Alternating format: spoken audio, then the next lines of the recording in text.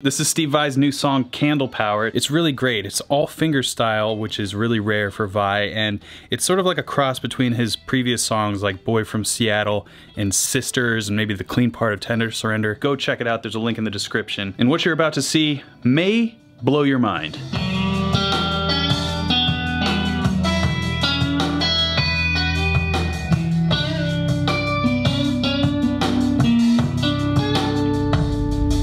I haven't been this excited by a guitar technique since I heard tapping. I've really never heard anything like this. It's really amazing to me that on his 60th birthday, Steve Vai is still innovating and pushing the envelope of guitar playing. He released this song a couple days ago on his birthday, and when I saw that section, like I said, I just kind of got blown away and I had to try it. I recalled an update in Steve's blog where he said he was working on a new technique that's like the hardest thing he's ever done on the guitar, which is really saying something. He called it joint shifting, and his description is, this is where various notes on various frets are stretched, meaning bent, while other notes in the chord are held. It's sort of like having a G bender or a B bender, but doing that manually with your fingers, and it requires this incredible finger independence that you have to develop and really train your fingers in a way that they've never moved before in order to pull it off effectively and musically. The picture on Steve's blog after he spent a week practicing this technique is pretty hilarious because it's exactly what my hand looks like right now after just doing this for a few hours today to try and put it into a lesson format for you. And obviously I haven't spent as much time as Steve on this technique, this joint shifting technique, but I was just so inspired and pumped up that I wanted to show you this in my own way to kind of give you the very foundation and really just expose you to the fact that there's a new guitar technique out there for you to try. I just want to say thank you, Steve Vai, for lighting a fire in me that hasn't been lit for a little while. You know, we can all go through ebbs and flows, ups and downs creatively, and this is an up for me. Let's check out the joint shifting technique. So the best way to approach learning something like this, I think, is to take it in baby steps. So we're gonna start with the simplest iteration of this technique. Middle finger on the 7th fret of the A string, and we are going to use our ring finger to bend the 7th fret of the G string. So this 7th fret on the A string isn't gonna move, just gonna bend the G string up a whole step. And the key here is to try and keep this middle finger right where it is. You don't want it to bend down. This is the very beginning of the joint shifting, where Steve believes that some of the joints in the fingers are kind of connected, so you have to start to make them think on their own, so to speak, and disconnect them from each other. So if you can keep your finger right where it is and resist the temptation and the motor function for it to move when you bend this G string, that's going to be the first step. So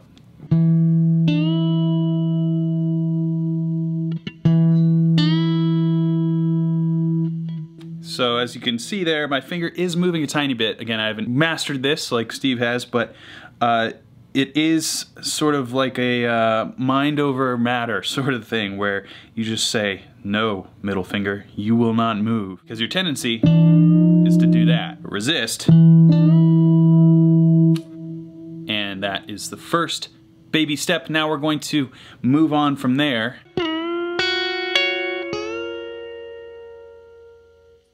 So that kind of feels familiar. We have a pretty bluesy phrase in its construction, but obviously the sound is much different because of this joint shifting technique. So this is challenging us to make 2 bends at once, and this is stepping closer towards the edge of the insanity of this technique. So again, we're going to try to keep our fingers in place when they do what we're telling them to do.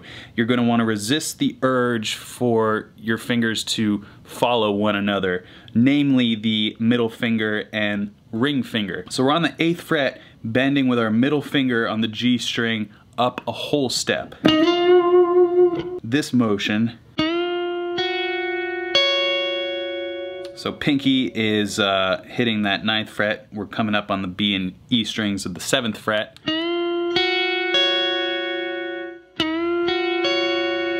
This is where you grab the 9th fret of the B string and push that up, again, with this whole step bend staying in place, okay?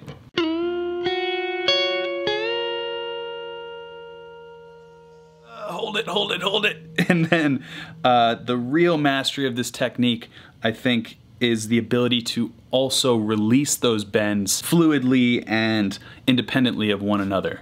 So I'm gonna try and do that. Let me show you.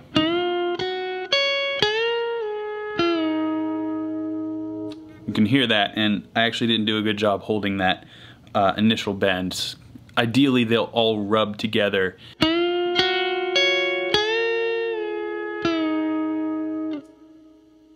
Pretty good.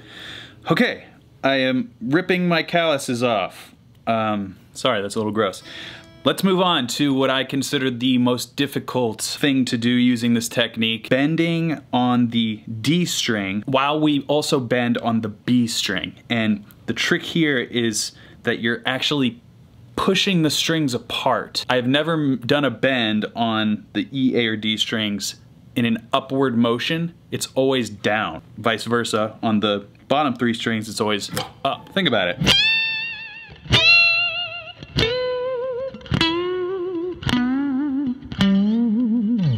You're always bending down on these thick strings and up on the thin strings. Not today, not in Steve Vai's world. We're bending up on the D string. This is a very difficult bend, ouch. And then we are going to fret a note on the G string.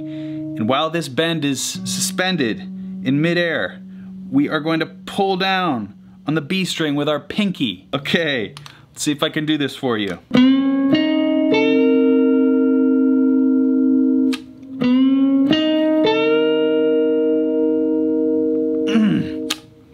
Try it again. And really, you want to keep your thumb as perpendicular to the neck. Once it starts coming up, that's when you're either getting tired or the technique's just not going to work this way. So you really want to keep your thumb very perpendicular and right up and down, straight on with the neck like that.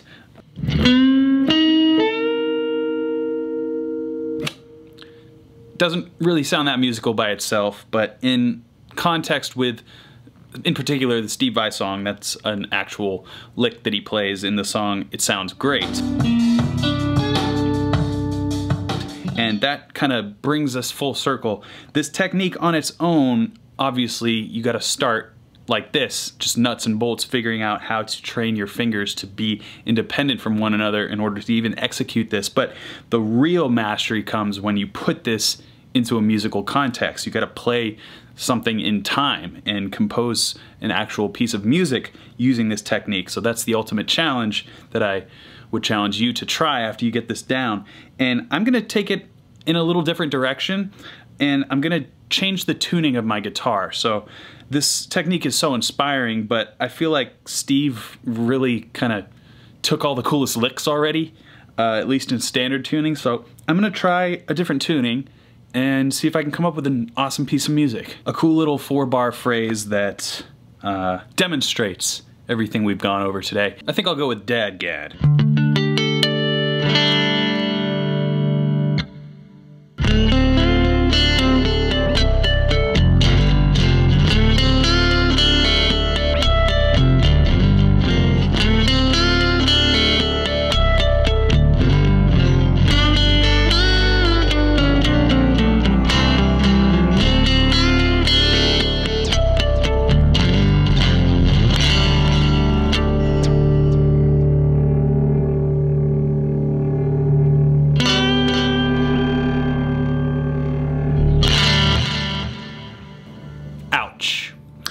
Well, I'm gonna go ice my fingers now. I hope you enjoyed my little breakdown of joint shifting. Obviously you wanna work it up to speed, and I'm nowhere near the maestro, Mr. Steve Vai.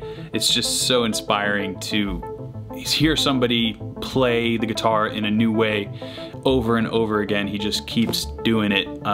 Truly one of the best. So thank you to Steve Vai. If you ever see this, maybe do a lesson on this that is better than this one because I think a lot of people would love to hear your breakdown. So thanks again for watching. If you're interested in supporting the channel and getting some awesome guitar lessons in the process, then check out Guitar Super System. There's a link right down below to sign up. And until next time, keep shredding.